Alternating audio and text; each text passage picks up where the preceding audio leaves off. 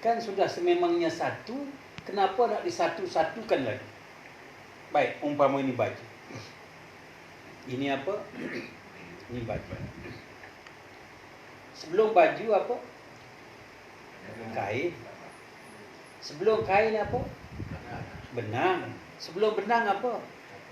Jadi buat apa nak disatu-satukan? Sudah sememangnya kapas. Mana baju? Cuba bukakan. Jadi kain. Cabutkan kain daripada itu. Jadi benang. Tumbuk-tumbuk jadi kapas. Kenapa nak disatu-satukan? Sudah sememangnya satu. Jadi belajar ilmu makrifat ini biar jadi satu. Kenapa nak diasing-asingkan? Baik, tangan siapa? Tangan kita. Kaki siapa? Kaki kita. Darah siapa? Darah kita. Kenapa dicerai-ceraikan? Jadi bila kita nak mati besok, kita jangan cerai-ceraikan zat, sifat, af'al, asma' kita. Nama sekalian nama dicantum di dalam satu.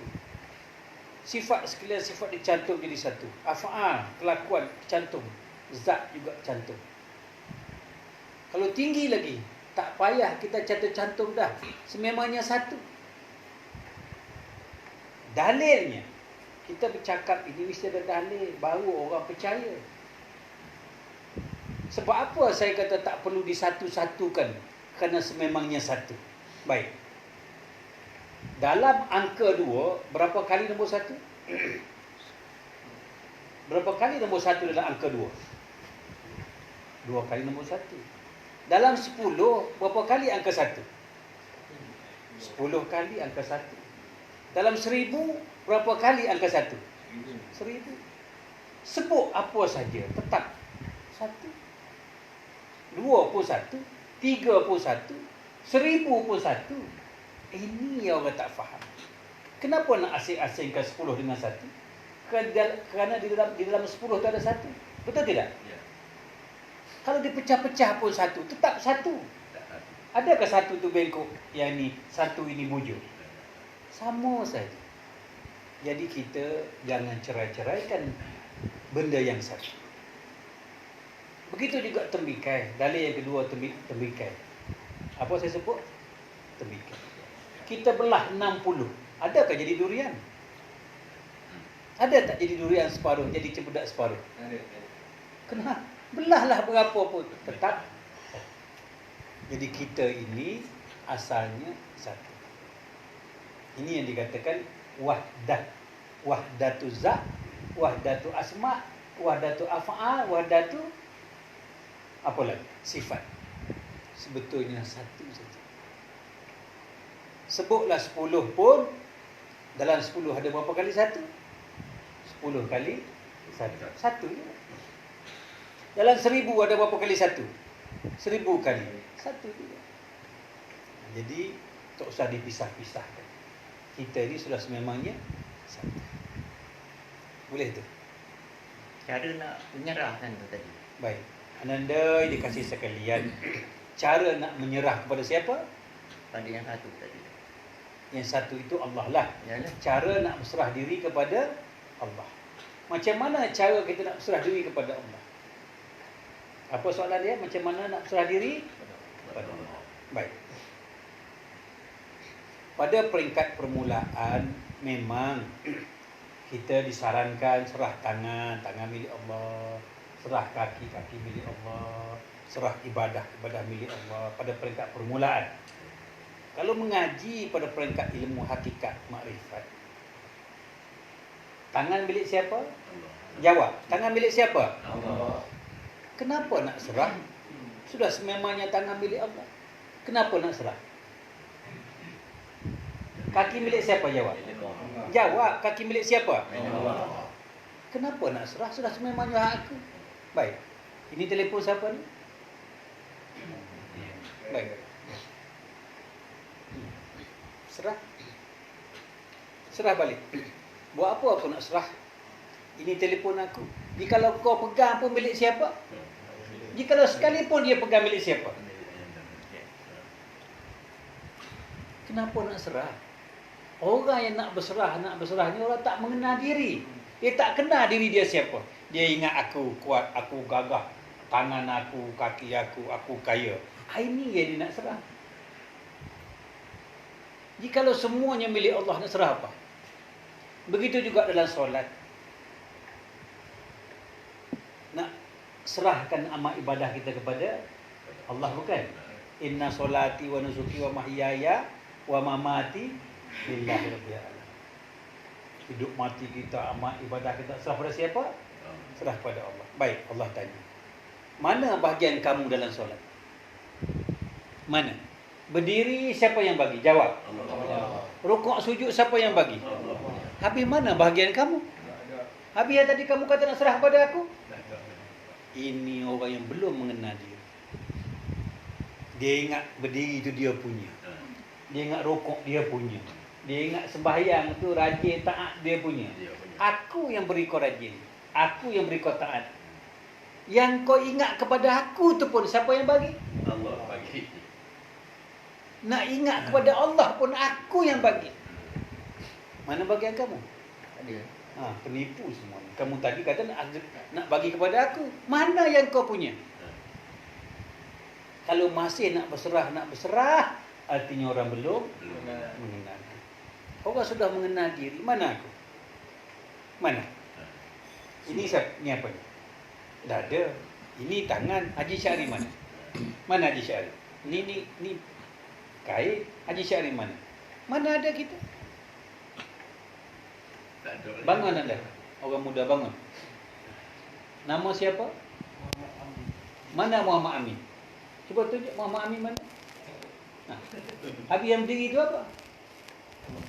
Ayo, apa tak berdiri? Siapa yang berdiri? Duduk. Nak kata ada diri? Tidak. Nak kata Allah tak berdiri? Siapa yang berdiri?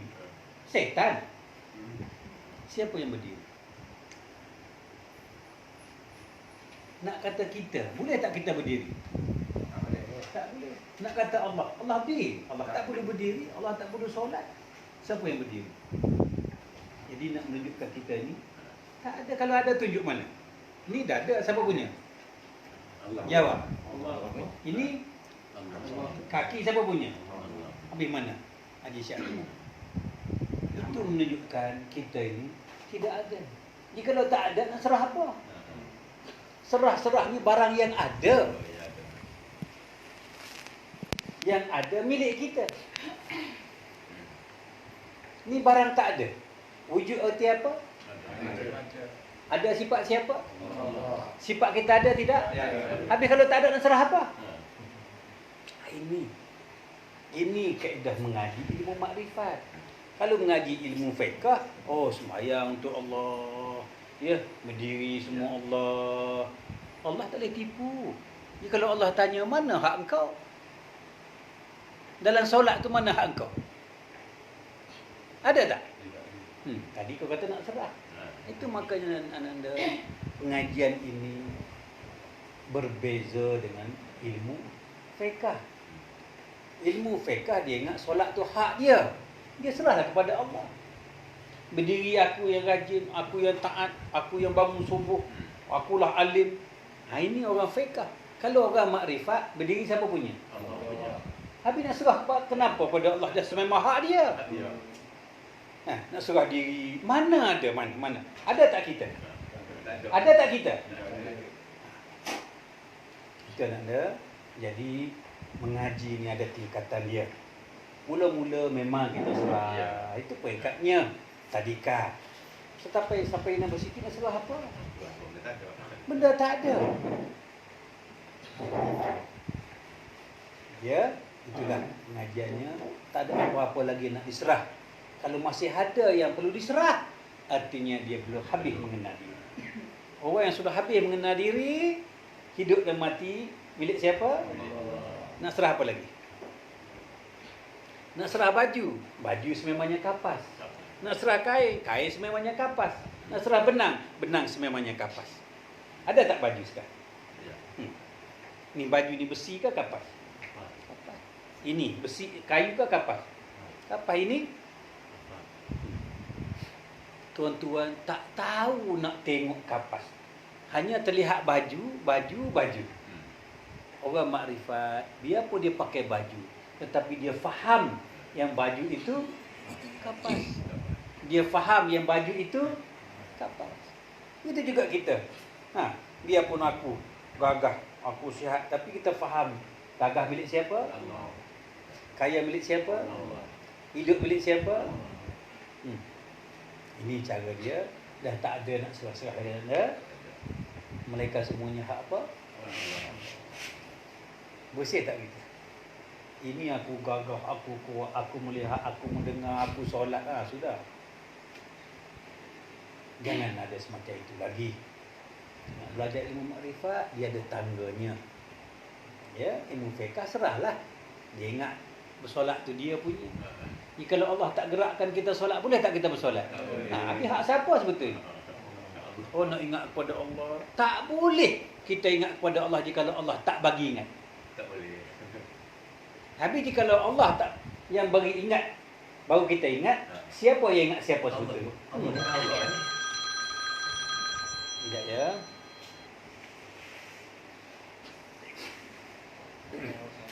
Jadi itulah anda dikasih sekalian, berbeza ilmu fiqh dengan ilmu makrifat ini.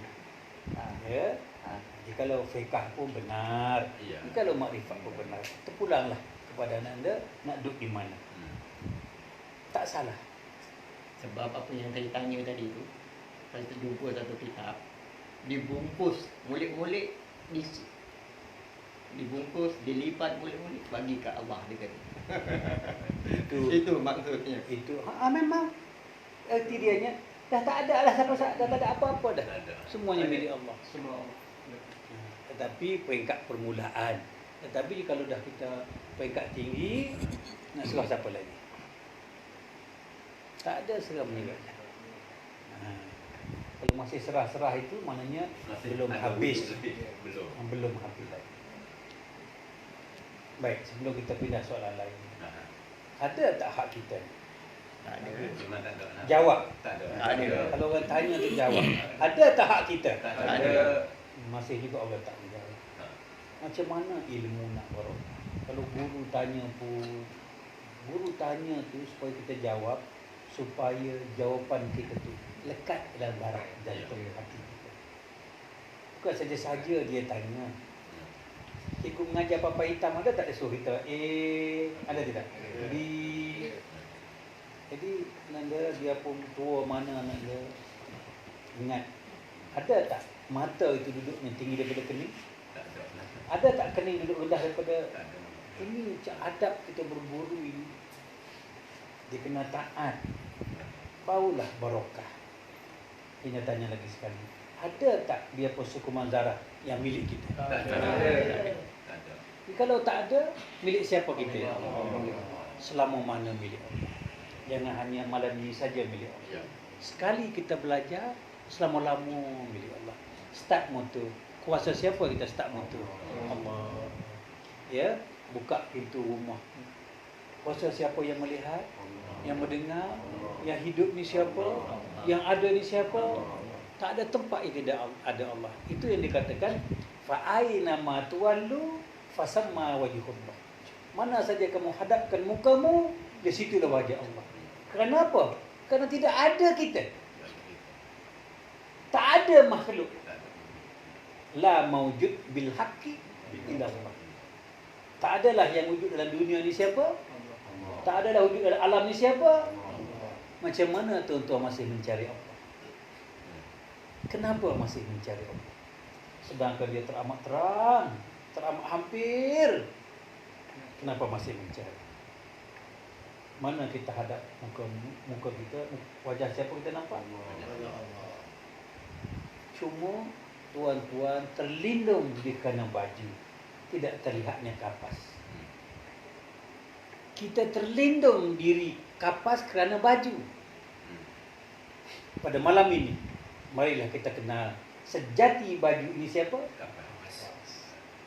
Pakai baju tak apa. Tak apa kita pakai baju. Janji kita faham yang baju ini kapas. Tak apa kita pakai tangan kita, kaki kita, mata kita. Tidak apa. Sebut aku kuat, tak apa. Sebab kita sudah faham. Kuat tu siapa? Begitu. Ya. Habislah dulu tuan rumah atau nak tanya satu lagi?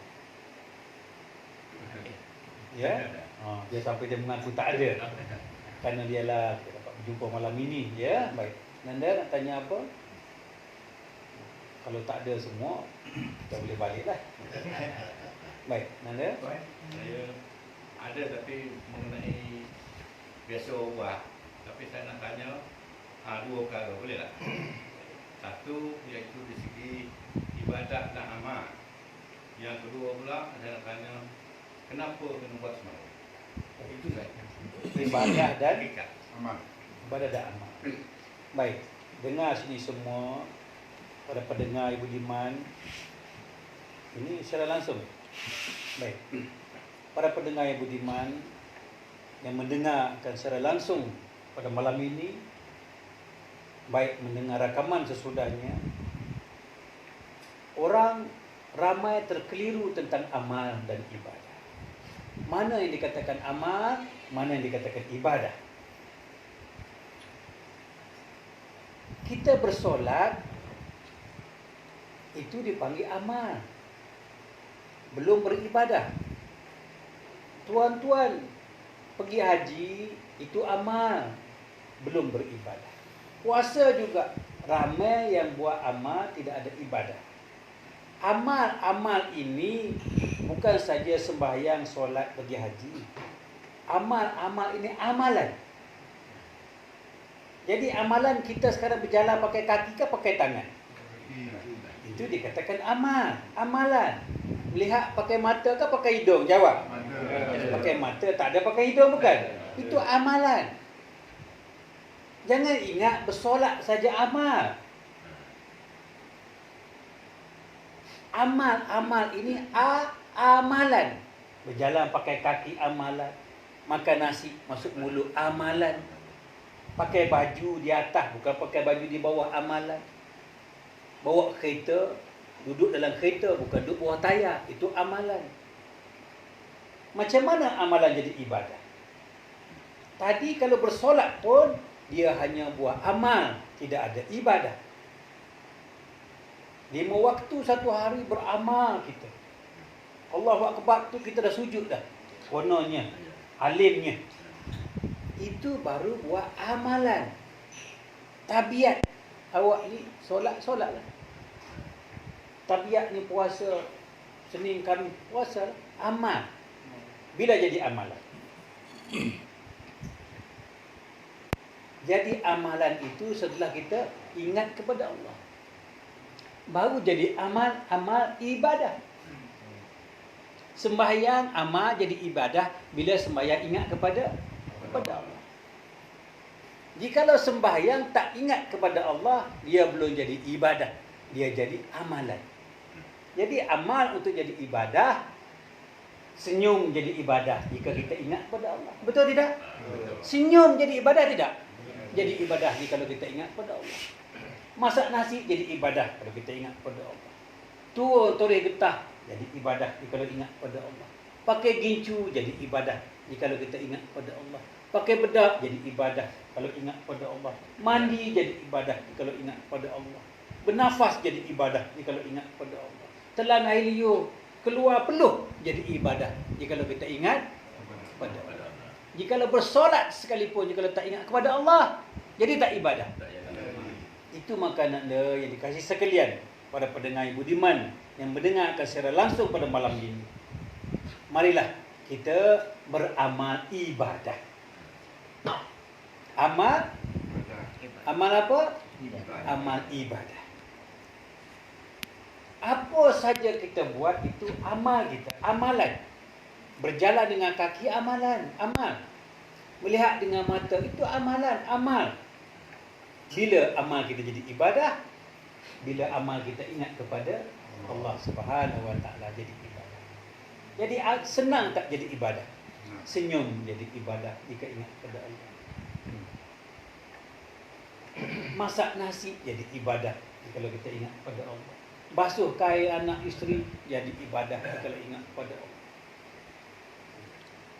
Jadi itulah bezanya amal ibadah. Ya? Selesai. senang cari amal ibadah. Anda kalau duduk kat depan, mari kita ke depan. Jadi satu lagi, mengenai kenapa buat sembahyang, kena buat sembahyang. baik.